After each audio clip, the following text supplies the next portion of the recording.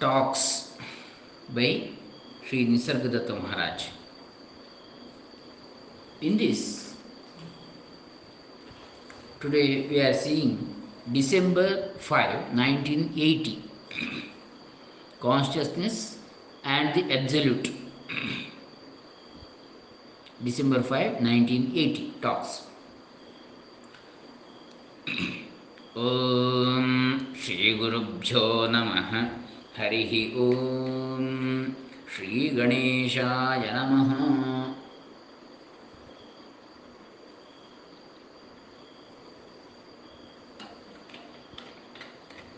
Maharaj says, this sickness gave the confirmation that there is no personality, no individual. Sickness to whom?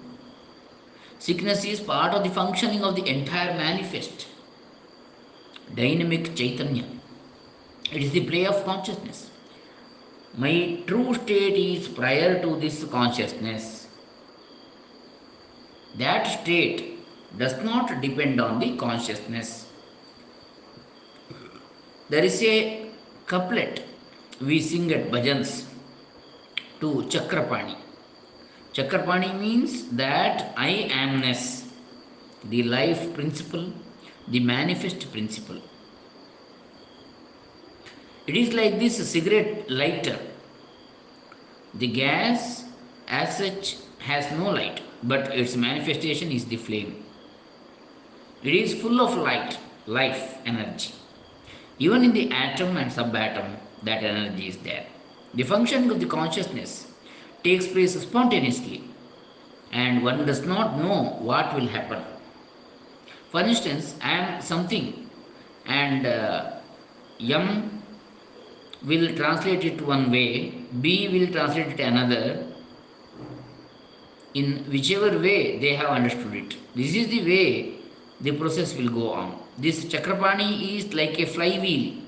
Lord Krishna said, rotating all beings. That energy which moves all things in the waking state is latent in deep sleep. How long is one unaware of awareness? One doesn't know, but suddenly consciousness arises. Does anyone think along these lines? Is it not amazing that consciousness, which might remain latent for any length of time, suddenly arises spontaneously? Question. Is universal consciousness ever aware of itself as universal consciousness, or does it become aware only when there is a form? Maharaj says, awareness is not aware of its awareness. Awareness is not aware of its awareness. If you get too much involved in what I am saying, you will throw away the books you are writing, everything. I will finish the books, then I am finished. To Jean Dunn, Maharaj says, you have promised me that you will complete the books. Universal consciousness will not write the books. How will you write the books? It will happen spontaneously. Next, December 8, 1980. Maharaj says, I am talking about the consciousness which works through this body at the moment, but which is not visible. This consciousness is not limited to the body, but it is universal consciousness. I can't speak of anything else now. A person who is already dead is not worried about anything, whether people like it or doesn't. Yeah? Like it or not, doesn't matter. Perhaps you may be getting some blessings, some benefits from listening to my talks. I don't know. All my actions are the actions of universal consciousness appearing to work through this body. I do not remember something from the past and then act. It's all action in the now. Questionnaire. Where does consciousness come from? Maharaj says, it never comes or goes, it just appears to have come. Question. Why does Maharaj know this and we do not? It is not difficult for you to know also, but with what identity are you asking? Is it karmic? Can karma be changed? It is all consciousness working, not this one or that one working. It's all consciousness. Can Maharaj, out of compassion, give me a push into that state of universal consciousness? Yes, of course, I can do that, but you must listen to me. You must have complete faith in whatever I tell you about yourself, and you must behave accordingly.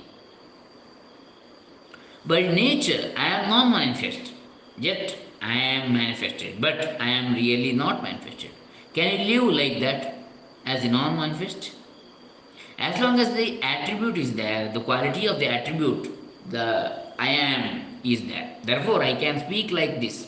If it goes away, what happens? The sense of I has come and has gone. That is all. I am not going to die. The sense of I has come and has gone. That's all. I am not going to die. One who has rejected this identity will understand. Maharaj said that he is not going to die. How can one who is not born die?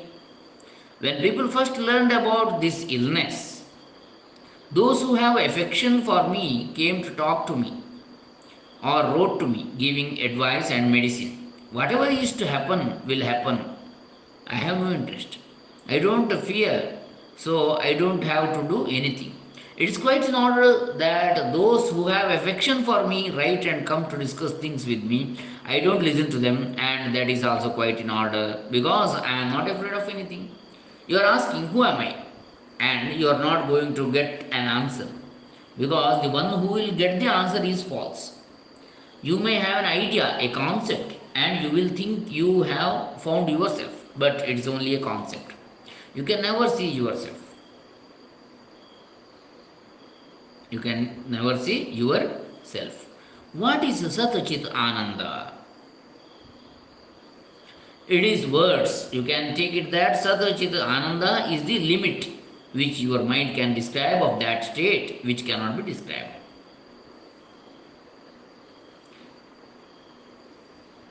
It is the limit which your mind can describe of that state which cannot be described. Your true state is non manifest.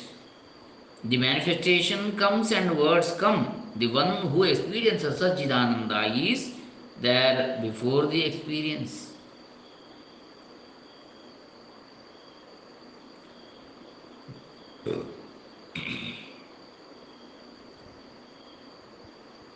Next, December 15, 1980.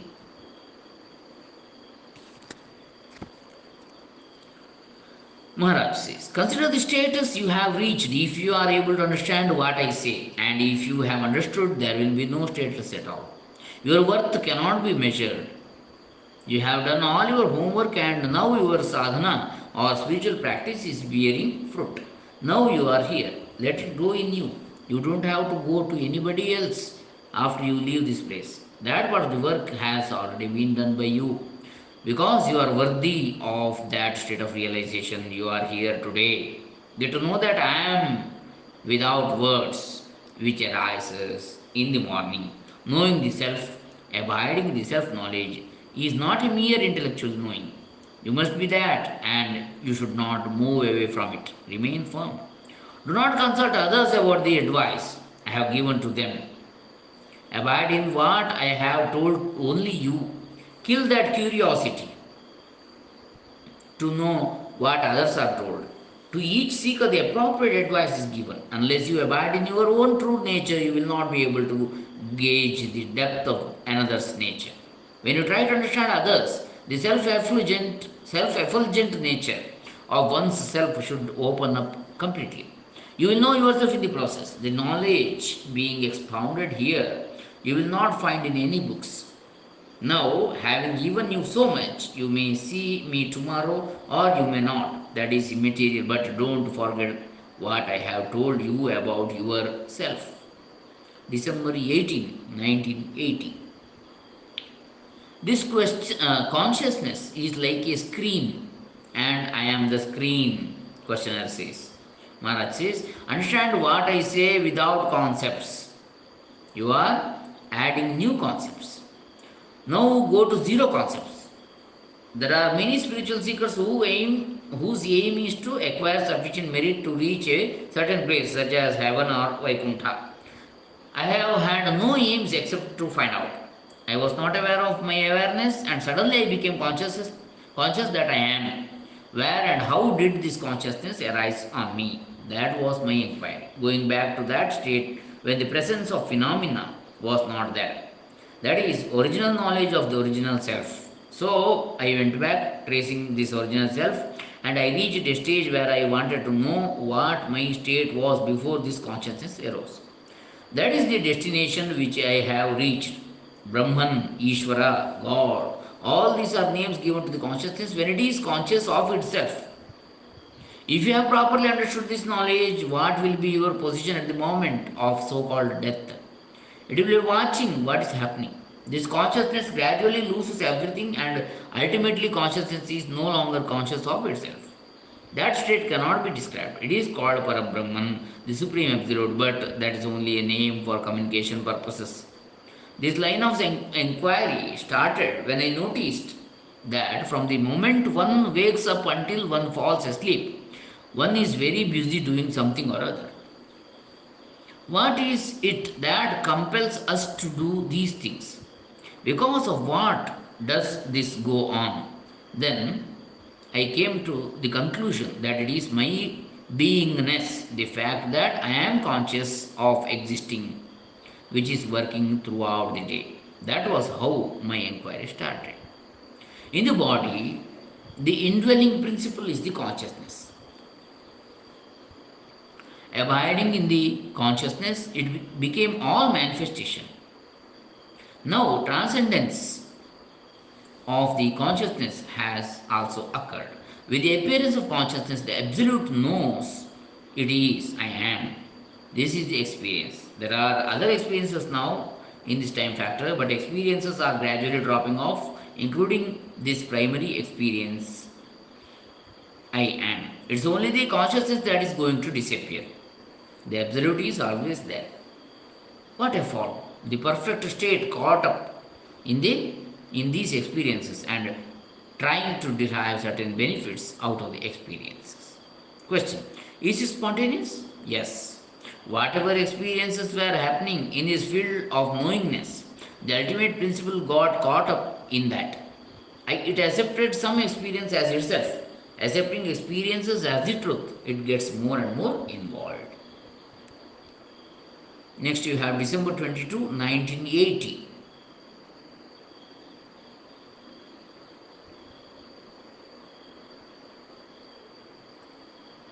I think we shall continue it in the next session.